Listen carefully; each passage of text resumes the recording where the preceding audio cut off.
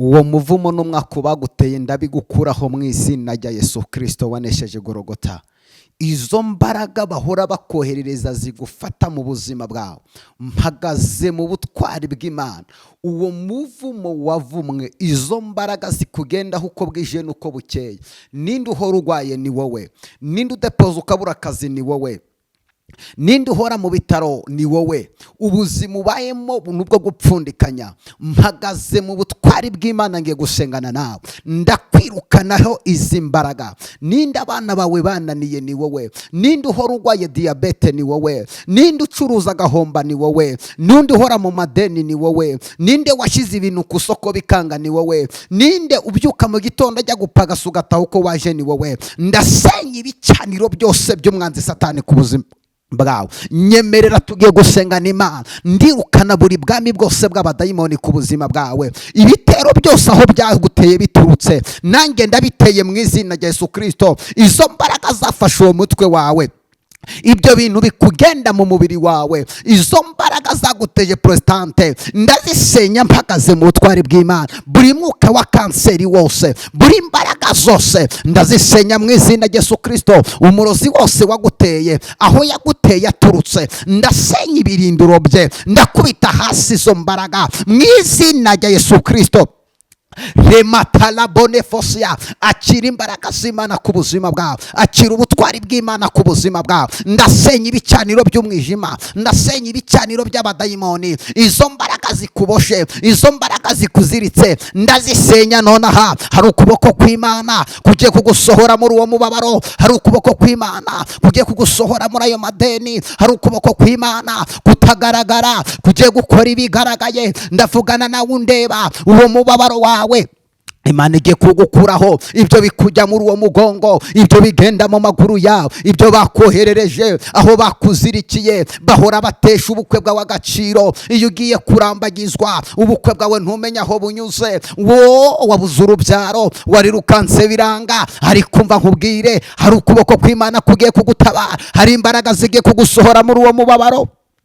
Wararize bihagije, watakiye abahisi n'abagenzi, abantu bakuvugirije induru, abantu barakumwajije. Uri kureba iburyo n'ibumoso ukabona imiryango irafunze, inzira zawe zose zariborotse. Aho wakuraga amafaranga Satani yarabyangirije, wiringiye abantu baraguhemukira. Ariko ngiye kugusengera uyu mwanya, hari imbaraga z'Imana zigiye kukubohora, hari ukuboko kw'Imana kugiye kugutabara. Wa musozi we, Bibiliya iravuga ngo wa musozi we wiyitiki imbere ya Zerubabeli. Uwo musozi wiyitiki, Imana igiye kuvugana n'uwo musozi wawe, Imana igiye kuvugana nayo marira yawe, Imana igiye kuvugana n'ubwo bugwayi bwawe, Imana igiye kuvugana nayo madeni yawe. Va muri izo ntambara Imana igwane, va muri ubwo bukene Imana igwane.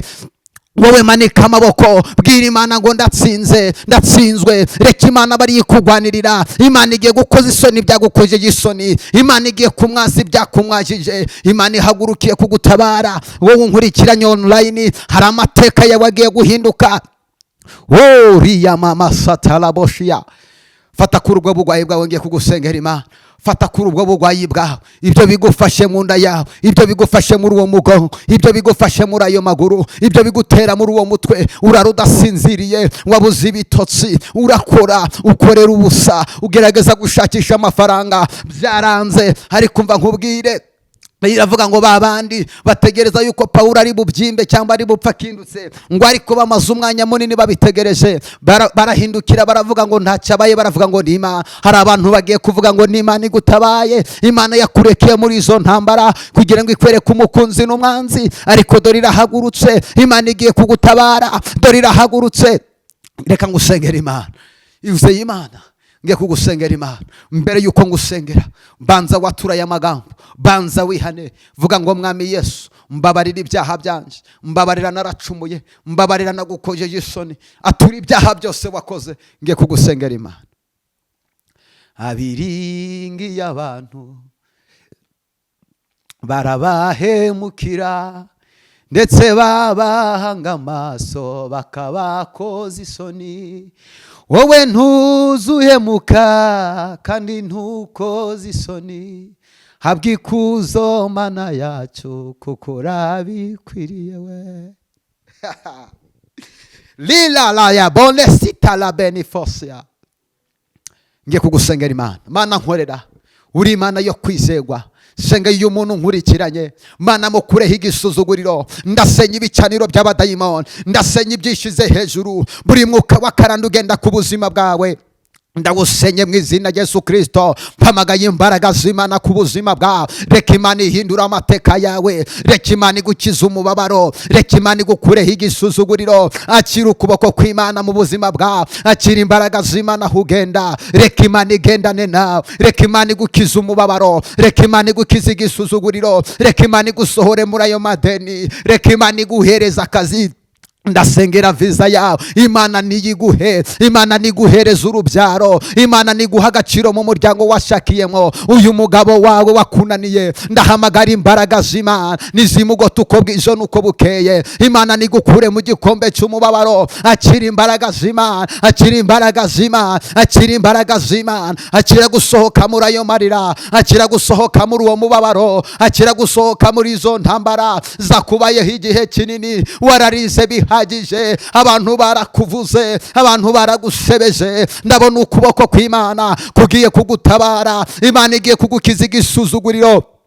Urahinga ntusarura, uracuruza ntiwunguka, ibyo ukoze byose biranga. Dore amaboko y'Imana amanutse kugutabara. Nohereje imbaraga z'Imana, nohereje umuriro w'Imana, nusenye ibicaniro byose ku buzima bwawe. Buri magambo mabi yatongerewe kuri wowe ndayavuguruza. Ndakuvumuye, akanwa k'umuhanuzi karavumura. Ndakuvumura aho bagushize, ndaguterura aho baguteretse, ndakwambura umwambaro bakwambitse. Wuriye indeguzi kugiye guhigwa, ugezeyo ubuzima burarushaho kuba bubi, urashakisha akazi ntibikunda. Akira imbaraga z'Imana, ibyo abantu bavuze kuri wowe bibi ndabivuguruza. Mpagaze mu butwari bw'Imana, akanwa k'umuhanuzi kararema. Ndarema ubuzima bwawe gusohoka mu mubabaro, gusohoka mu madeni mu izina rya Yesu Kristo. Shelemori yambore yageti. Oh my God. Dize bonestai. Umva nkubwire,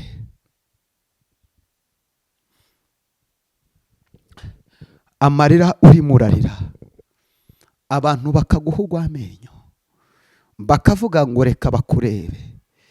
Abo wiringiraga bakuvuyeho. Imana igiye gukoza isoni. Abantu bose bari bazi kuzagwa muri izo ntambara bagiye gukanguka. Imana igutabaye utaziguyemo. Ayo mahembe bahora bakoherereza, iyo uryamye ntabwo usinzira, ugira ibintu bikujomba mu mutima no mu rutugu.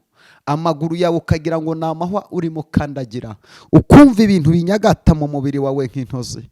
Kuva uyu mwanya receive power, akira ubushobozi bw'Imana, natuye ubutwari bw'Imana. Izo mbaraga nizire kuri uwo mutwe wawe, izo mbaraga nizire kuri amaguru yawe, izo mbaraga nizire kure muri iyo nda yawe idasama. Pepu kwa jina la Yesu. Akira gutwita nonaha, akira guheka nk'abandi. Ubwo bukwe bwawe bishe igihe kinini, ndategetse imbaraga z'Imana nizibe ku buzima bwawe. Imana igukorere mariage, kandi dote uzayijyane mu cyaro, bamenye ko ari Imana yagukoreye ubukwe. Ubayeho mu bihugu by'amahanga, ukora wishura amazu. Natuye inzu kuri wowe, natuye imodokari kuri wowe, natuye kubaho neza kuri wowe. Ariko nubwo ibyo byatuye, umva ikindi kintu, Imana iracyagukeneye, Imana iracyagushaka. Ko wasengaga 5 na rimwe rikaba ryarakunaniye, wishingikirije iki? Subiza Imana. Ibuka cya gihe muri rya shamba ugiye gupfa usimbuka bapfuye, ukabwira Imana ngo nundokora nzagukorera. Ni igiki wishingikirije gituma utagukorera Imana? Ibuka kuri ijya seta bagiye kukubaga, bavuga ngo uzapfa udahetse, igitanda wabyariyeho hari wakiguyeho. Imana ikavuga ngo ndirahiriye nzaguha umwana nk'umuheburayo, uzabyara utabazwe. Muganga agiye kukubaga, agiye mu cyumba kuzana ibyuma, agasanga umwana amaze kuboneka. Yo, ni igiki gitumije? Yo lesi aberga, niki kigitumije utimana? Ibuka umugabo agutaye bavuga ngo abana uzabarya, uzaba indaya ku musozi.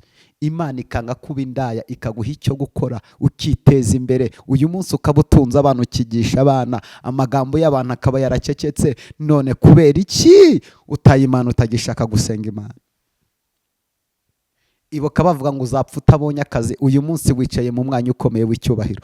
Baravuze ngo uzapfa uturiye indege, uyu munsi uri muri Amerika, uri Burayi, uri muri Aziya, uri mu bihugu bitandukanye. Imana yakurije indege, abo babikuvuze bataragera no ku kibuga cy'indege. None dizenga yari uribagiwe. Irambwiye ngo garukira aho igeze, iracyagushaka. Umubiri n'amazi ameneka ntayokwe. Imana iracyagukeneye, Imana iracyagukeneye mama, Imana iracyagukeneye, Imana iracyagukeneye. Kadusome message.